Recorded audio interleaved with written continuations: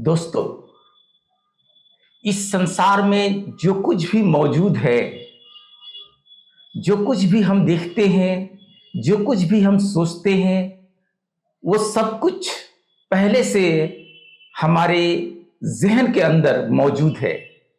ये एक हैरत अंगेज़ सी बात है कि मैं क्या कह रहा हूँ, लेकिन हकीकत यही है। पूरी कायनात की तस्वीर इस छोटे से दिमाग के अंदर मौजूद है।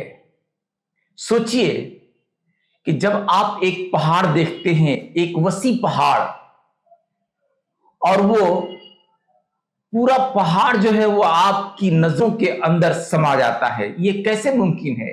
How is it possible? इसका वाहिद जवाब यही है कि वो पहाड़ पहले से हमारे जहन में मौजूद था, जिसको आंखों ने बस टच किया और वो एक्टिवेट हो गया, जिसको हम पहचान लिए कि ये पहाड़ है।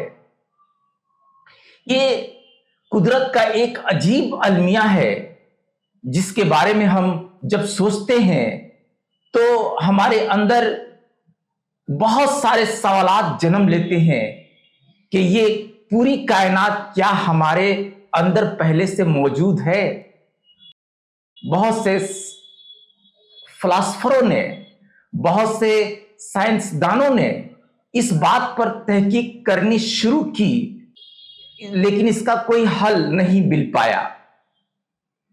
लेकिन सच तो यह है कि ये कायनात में बसने वाली चीजें, चाहे वो एक जर्रा हो, चाहे वो एक पहाड़ हो, चाहे वो एक गैलेक्सी हो, चाहे वो एक छोटा सा नन्हा सा सितारा हो, everything presents in our mind, जिसको हम आसानी से समझ जाते हैं।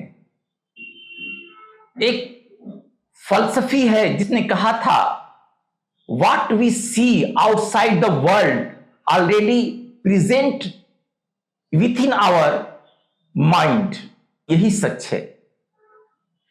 अल्लाह ने जब इस वसी यूनिवर्स की तख्लीक की, उसे कबल हमारे दिमाग को पैदा किया। उसके अंदर उन तमाम चीजों को डाल दिया जो उसने इस कायनात में बनाया है। तभी तो हम आसानी से उन चीजों को समझ लेते हैं। अल्लाह ने इंसान को इस तरह तख्लीक किया है कि सारी कायनात को उसके दिमाग के अंदर समो दिया है, और जिसकी वजह से हम हर एक चीज का इदराक कर पाते हैं। ये जो खोपड़ी है, ये जो दिमाग है, ये कोई कंप्यूटर का हार्ड डिस्क नहीं है, ये पूरी कायनात का हार्ड डिस्क है। पूरी कायनात इसमें समोई हुई है। मेरे दोस्तों, अपने को पहचानिए। इससे आप क्या क्या कर सकते हैं वो कीजिए।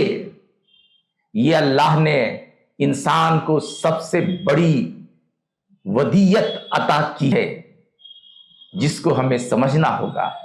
मैं अपनी बात यहीं पर खत्म करके अब आपसे अलविदा लेता हूं।